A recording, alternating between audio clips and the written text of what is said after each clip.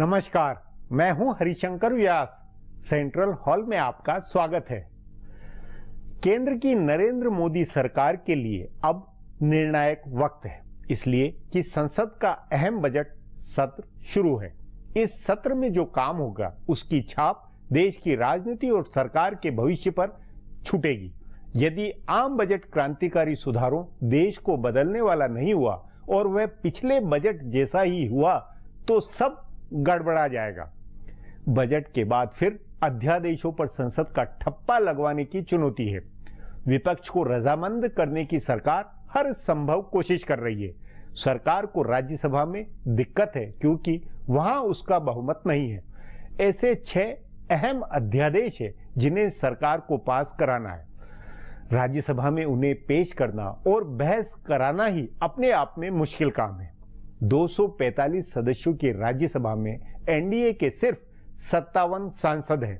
सरकार के पास संयुक्त सत्र बुलाकर अध्यादेश पास कराने का एक तरीका है। भूमि अधिग्रहण बिल, बीमा बिल, खान व खनन, कोयला खान व नागरिकता एक्ट के इन बिलों पर सत्र के दूसरे चरण में विचार होना है।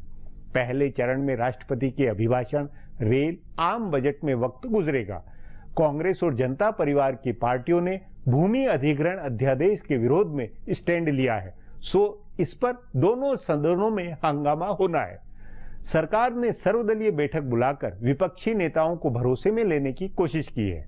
आज इस सब पर चर्चा है, मगर उससे पहले गपशप और खास सुर्खियां। शुरुआत सियासी गपशप से करते हैं।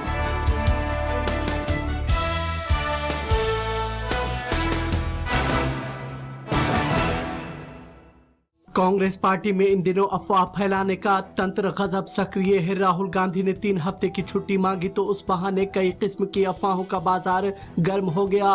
एक अफवाह ये फैली कि राहुल गांधी नाराज हैं और उन्होंने राजनीति छोड़ने की धमकी दी है। इस अफवाह के पीछे सक्रिय नेताओं का कहना है कि राहुल गांधी 5 फरवरी को दिल्ली में चुनाव प्रचार खत्म होने के बाद से ही छुट्टी पर थे।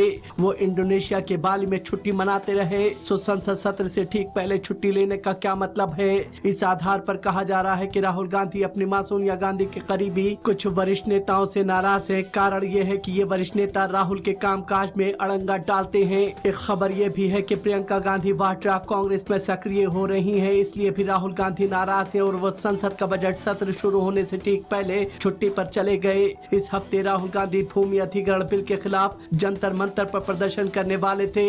इसे लेकर कांग्रेस के नेता खासे उत्साहित थे, लेकिन वो अचानक छुट्टी पर चले गए। इससे भी इन अफवाहों को बल मिला है कि वो नाराज हैं। लेकिन कांग्रेस के जानकार सूत्रों का कहना है कि राहुल 3 हफ्ते में तैयारी करके वापस लौटेंगे। वो बजट सत्र के दूसरे हिस्से में कार्यवाही में शामिल होंगे और कांग्रेस अधिवेशन में बतौर अध्यक्ष उनकी ताजपोशी भी होगी।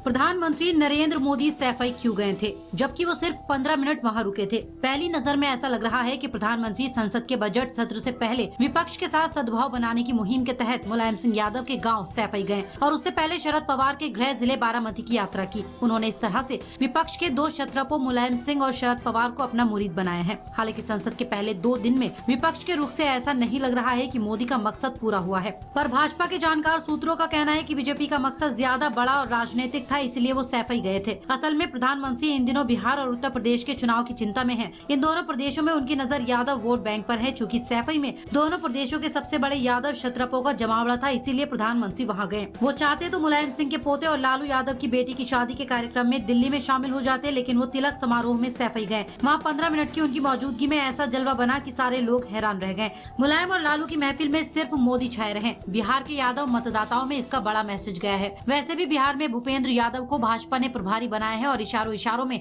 नंद किशोर यादव का नाम मुख्यमंत्री पद के लिए आगे किया जा रहा है। बिहार में पक्ष और विपक्ष यानी जनता दल यू और भारतीय जनता पार्टी दोनों की नजरें जीतन राम मांझी की राजनीति पर हैं। मांझी बिहार की राजनीति में तीसरी धुरी बन सकते हैं। वो अलग पार्टी बनाकर राजनीति करने की तैयारी में है। पहले माना जा रहा था कि मांझी आगे की राजनीति भारतीय जनता पार्टी के हिसाब से करेंगे, लेकिन वो अलग रास्ता पकड़ रहे हैं। उन्होंने विधानसभा में बीजेपी का समर्थन नहीं लिया और न ही अपनी तरफ से दिए गए समर्थन के लिए बीजेपी का आभार जताया। कहा जा रहा है कि वो ऐसी राजनीति करेंगे जिससे बीजेपी और जदयू दोनों को नुकसान हो।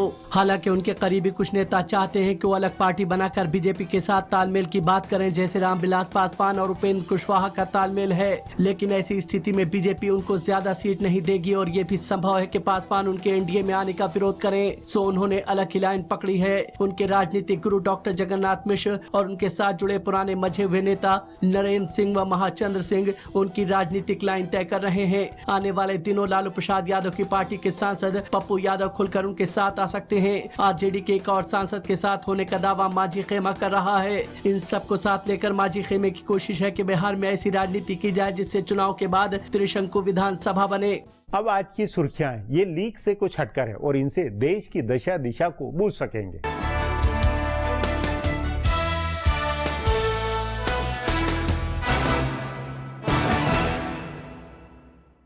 लोकसभा में विपक्षी पार्टियों के जबरदस्त विरोध और वॉकआउट के बीच सरकार ने भूमि अधिग्रहण कानून में बदलाव करने वाला बिल पेश किया। लोकसभा में जैसे ही ग्रामीण विकास मंत्री चौधरी बीरेंद्र सिंह ने संशोधन बिल पेश करने की अनुमति मांगी, वैसे ही पूरा विपक्ष खड़ा हो गया और एक सुर में इसका विरोध करने लगा। सभी विपक्षी पार्टियों के सांसदों ने अध्यक्ष के आसन के आगे खड़े होकर विरोध जताया। संसदीय कार्य मंत्री वेंकैया नायडू ने विपक्षी सांसदों को समझाने का प्रयास करते हुए कहा कि सरकार इस पर चर्चा कराने को तैयार है, लेकिन विपक्ष ने उनकी बात नहीं सुनी। सदन में कांग्रेस के नेता मल्लिकार्जुन खड़गे ने इसे किसान और गरीब विरोधी बताया। एनडीए को समर्थन देने वाले शेतकारी स्वाभिमान संगठन के राजू शेट्टी ने भी बिल का विरोध किया। विपक्ष के हंगामे के बीच स्पीकर ने ध्वनि मत से बिल पेश करने की मंजूरी दे दी, जिसके बाद विपक्ष ने सदन से वॉकआउट किया।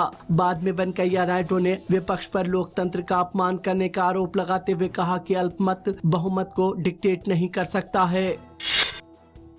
भूमि अधिग्रहण कानून में संशोधन के बिल पर विपक्ष के जबरदस्त विरोध को देखते हुए सरकार ने आज राज्यसभा में विपक्ष को भरोसा दिलाया कि वो बिल के सभी प्रावधानों पर चर्चा के लिए तैयार है। इससे पहले राज्यसभा में विपक्ष ने इस बिल के लिए सरकार की आलोचना की। बीएसपी प्रमुख मायावती ने इसे गरीब और किसान विरोधी बताया और कहा कि पिछला बिल सबकी सहमति से लाया गया था, तो उसे बदलने की आखिर क्या जरूरत है। कांग्रेस के आनंद शर्मा ने सरकार पर हमला बोलते हुए कहा कि सरकार चाहती है कि संसद उसके हर अध्यादेश पर रबर स्टैम्प की तरह मुहर लगाए। उन्होंने सरकार से पूछा कि क्या वो कोई भी बिल स्टैंडिंग कमेटी को नहीं भेजना चाहती। इसके बाद सदन के नेता अरुण जेटली ने चर्चा का भरोसा दिलाया। प्रधानमंत्री नरेंद्र मोदी ने आज अपनी पार्टी के सांसदों को निर्देश दिया है कि वो भूमि अधिग्रहण कानून में संशोधन के लिए लाए गए बिल पर रक्षात्मक रुख न अख्तियार करें। उन्होंने संसद सत्र के दौरान होने वाली साप्ताहिक बैठक में आज अपनी पार्टी के सांसदों को आक्रामक रहने का निर्देश दिया। मोदी ने कहा कि सरकार जो बिल ला रही है वो गरीबों और किसानों के लिए फायदे वाला है। उन्होंने सांसदों से कहा कि विपक्ष ने इस बिल को लेकर जो मिथक बनाया है उसकी हवा निकालनी चाहिए। उन्होंने ये भी कहा कि संसद का ये सत्र बहुत महत्वपूर्ण है, इसमें कई अहम विषय आएंगे और देश के विकास को नई दिशा मिलेगी। उन्होंने बीजेपी सांसदों से कहा है कि वो हर सत्र में हिस्सा लें और रचनात्मक भूमिका निभाएं। बाद में शाम में बीजेपी और एनडीए के दूसरे घटक दलों के सांसदों की बैठक हुई, जिसमें भूमि अधिग्रहण सहित संसद सत्र में आने वाले सभी विषयों पर बातचीत हुई। भूमि अधिग्रहण कानून में संशोधन के खिलाफ 2 दिन के अन्ना हजारे के आंदोलन में आज दिल्ली के मुख्यमंत्री अरविंद केजरीवाल शामिल हुए। अन्ना ने केजरीवाल को अपने साथ मंच पर बैठाया। केजरीवाल ने अपने साथ अपनी पार्टी से दिल्ली में जीते बाकी सभी 66 विधायकों को भी लेकर गए थे। हालांकि कल तक अन्ना हजारे ने कहा था कि किसी भी पार्टी के नेता को मंच पर नहीं बैठाया जाएगा, लेकिन अन्ना ने अपने बनाए इस नियम में अरविंद केजरीवाल के लिए छूट दी। केजरीवाल ने अन्ना के मंच में केंद्र सरकार पर जोरदार हमला बोला। भूमि अधिग्रहण कानून में बदलाव का विरोध करते हुए केजरीवाल ने कहा कि जो संशोधन लाए गए हैं अगर उसको मंजूरी मिल गई तो सरकार बड़े कारपोरेट घरानों के लिए प्रॉपर्टी डीलर बन जाएगी। अपने आंदोलन के दूसरे दिन अन्ना हजारे ने आज कहा कि जब सरकार भूमि अधिग्रहण कानून में बदलाव करने वाले विवादित अध्यादेश को खत्म नहीं करती है तब तक वो शांति से नहीं बैठेंगे। एमडीएम के प्रमुख वाइको और नर्मदा बचाओ आंदोलन की नेता मेधा पाटेकर भी अन्ना के साथ आंदोलन में शामिल हुए। भूमि अधिग्रहण बिल पर चल रहे विवाद के बीच भारतीय जनता पार्टी के राष्ट्रीय अध्यक्ष अमित शाह ने 8 लोगों की एक कमेटी बनाई है। ये कमेटी इस बिल के बारे में देश भर के किसानों की राय लेगी। केंद्रीय गृह मंत्री राजनाथ सिंह ने भी कहा है कि सरकार देश के किसान संगठनों से बातचीत करेगी। उन्होंने कहा कि भूमि अधिग्रहण के बारे में किसानों की राय का स्वागत है। सरकार ने इस बिल पर विपक्ष से भी बातचीत के संकेत दिए हैं। मदर टेरेसा पर दिए गए आरएसएस प्रमुख मोहन भागवत के बयान पर विवाद शुरू हो गया है। संसद में आज विपक्ष ने यह मुद्दा उठाया। कांग्रेस के ज्योतिरादित्य सिंधिया ने कहा कि मदर टेरेसा सिर्फ देश की नहीं बल्कि दुनिया भर के लिए धरोहर है और उन पर दिए गए इस बयान की जितनी भी निंदा की जाए उतनी कम है। विपक्षी सदस्यों ने एक स्वर में उनका समर्थन किया। हालांकि संसदीय कार्य मंत्री वेंकैया नायडू ने सरकार को इस मसले से अलग करते हुए कहा कि वो सरकार की किसी बात का जवाब दे सकते हैं, किसी संगठन के अध्यक्ष या महासचिव की बात का जवाब नहीं दे सकते। इससे पहले दिल्ली के मुख्यमंत्री अरविंद केजरीवाल ने ट्वीट करके कहा कि उन्होंने कुछ समय तक मदर टेरेसा के साथ काम किया था, वो पवित्र आत्मा थी, उन्हें बख्श दिया जाए। गौरतलब है कि भागवत ने कल एक कार्यक्रम में कहा था कि मदर टेरेसा के चैरिटी के काम का एक मकसद धर्मांतरण कराना था। फिलहाल अब एक ब्रेक है, फिर खुलासा होगा।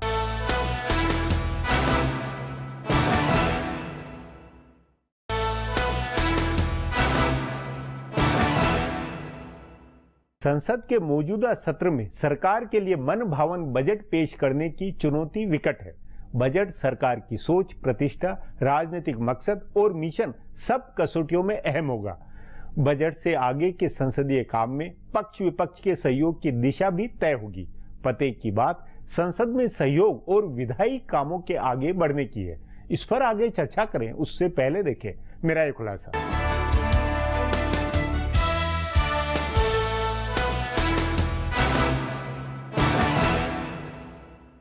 केंद्र सरकार के लिए बजट सत्र में बड़ी चुनौतियां हैं। एक चुनौती बजट की है। सरकार के ये पहला पूर्ण बजट होगा, इसलिए जो कुछ भी करना है वो इसी में करना है। दूसरी चुनौती आधा दर्जन अध्यादेशों की है जिन्हें इस बार कानून में तब्दील कराना है। सरकार के संसदीय प्रबंधक दोनों चुनौतियों से निपटने की तैयारी कर रहे हैं। राष्ट्रपति के अभिभाषण के बाद सरकार ने दूसरी चुनौती पर पहले ध्यान दिया और इस बात के संकेत दिए कि अगर राज्यसभा में विपक्ष अड़ा रहता है और सरकार के साथ सहयोग नहीं करता है तो सरकार साझा सत्र बुलाकर उसमें विधेयकों को पास कराएगी। इसके लिए सरकार ने राज्यसभा से 3 बिल वापस लिए हैं और सभी अध्यादेशों को नए बिल के रूप में लोकसभा में पेश किया। लोकसभा में सरकार का पूर्ण बहुमत है, इसलिए वो इन्हें लोकसभा से पास करवाएगी। उसके बाद अगर राज्यसभा ने इसे पास नहीं किया तो सरकार साझा सत्र बुलाएगी। साझा सत्र के लिए यह तकनीकी जरूरत है कि एक सदन से बिल पास हो गया हो, इसलिए राज्यसभा से बिल वापस लिया गया। इस तरह सरकार ने प्रतिबद्धता जाहिर कर दी है। उसने बता दिया है कि आर्थिक सुधार के एजेंडे को लेकर वो आगे बढ़ने के लिए जोखिम लेने को तैयार है। सरकार की पहली कोशिश विपक्ष के साथ सहयोग बनाने की दिख रही है। तभी सरकार ने भूमि अधिग्रहण कानून में बदलाव वाले अध्यादेशों पर फिर से विचार करने की बात कही और कुछ चीजों को बदलने का संकेत भी दिया। लेकिन अगर अंततः उसे साझा सत्र बुलाना पड़ता है तो सरकार ज्यादा समझौते नहीं करेगी। हालांकि सरकार के ही कुछ लोग विपक्ष के विरोध से ज्यादा अन्ना हजारे और दूसरे सामाजिक संगठनों के विरोध को लेकर चिंता में हैं। उनको लग रहा है कि इससे सरकार के खिलाफ जनमत बन रहा है। बहरहाल इस सत्र में रेल मंत्री सुरेश प्रभु और केंद्रीय वित्त मंत्री अरुण जेटली को अपना पहला पूर्ण बजट पेश करना है। नरेंद्र मोदी बड़ी उम्मीद के साथ सुरेश प्रभु को रेल मंत्री बनाकर लाए हैं और उनको उम्मीद है कि प्रभु रेलवे का कायाकल्प करने वाला बजट लाएंगे। रेलवे के बुनियादी ढांचे में सुधार करना है, परिचालन का खर्च कम करना है, यात्री सुविधाओं में बढ़ोतरी करनी है और ये सब काम बिना किराया बढ़ाए करना है। रेलवे में सुधार के लिए निवेश लाने का जिम्मा भी सुरेश प्रभु के ऊपर है और इस बार बजट के प्रावधानों से पता चलेगा कि वो कितना सफल होते हैं। अरुण जेटली ने पिछले साल जुलाई में बजट पेश किया था और उस समय उन्होंने एक अहम मौका गंवाया था। बाद में उसकी भरपाई करते हुए उन्होंने कहा कि सारी चीजें बजट में नहीं होती हैं, बजट से बाहर कई चीजें होती हैं। सो सरकार ने बजट से बाहर कई काम किए हैं। अध्यादेशों के जरिए कई बड़े आर्थिक सुधारों की पहल हुई है। फिर भी बजट में सुधार के बाकी उपायों की घोषणा घोषणा करनी होगी। निवेश बढ़ाने के उपायों के साथ साथ बुनियादी ढांचे की मजबूती, कर सुधार और आम लोगों को राहत देने के उपायों को बजट में शामिल करना है। संस्थागत निवेशकों से लेकर प्रत्यक्ष विदेशी निवेशकों तक की नजर बजट पर होगी। विपक्ष भले अध्यादेशों को लेकर विरोध कर रहा हो, लेकिन बजट पास होने में आमतौर पर अड़ंगा नहीं लगाया जाता है। इसलिए विपक्ष की चिंता किए बगैर जेटली को अपनी छाप छोड़ने वाला बजट पेश करना होगा। अब एक ब्रेक है, उसके बाद संसद के बजट सत्र के सियासी मोड पर चर्चा करेंगे।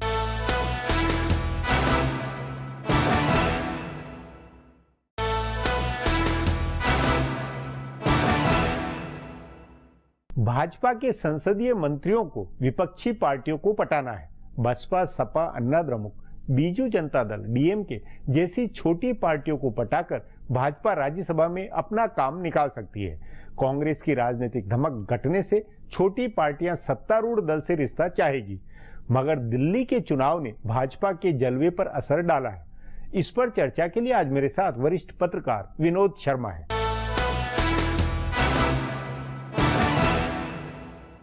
विनोद जी, जो सियासी माहौल है उसके अंदर, उस माहौल के मद्देनजर संसद का जो बजट सत्र शुरू हुआ है, क्या इसमें संभावनाएं लगती है विधायी काम को लेकर? व्यास जी, देखिए, बात यह है कि ये बात सच है कि 2014 के इलेक्शन जीतने के बाद भारतीय जनता पार्टी परस्पर इलेक्शन जीतती रही और उसके हौसले बुलंद थे।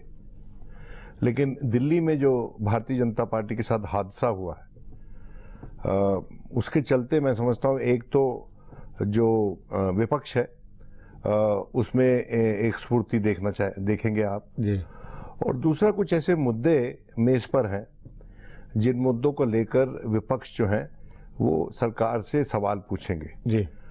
अब बहस इस पे हो सकती है कि किस तरह से सवाल पूछे जाएंगे, क्या सड़कों पे पूछे जाएंगे, गतिरोध होगा, क्या सड़कों पे पूछे जाएंगे, क्या पार्लियामेंट में पूछे जाएंगे। देखिए, ये बजट सत्र है और इसमें गतिरोध होगा शुरुआत में, लेकिन बजट के आड़े नहीं आएगा। नहीं, बजट क्यों नहीं? देखिए, बजट है, राष्ट्रपति का अभिभाषण है, रेल बजट है, ये सब तो पहला सत्र जो उसका पहला हिस्सा है वो तो पूरी हो जाएगा, ये सब काम हो जाएगा। हाँ।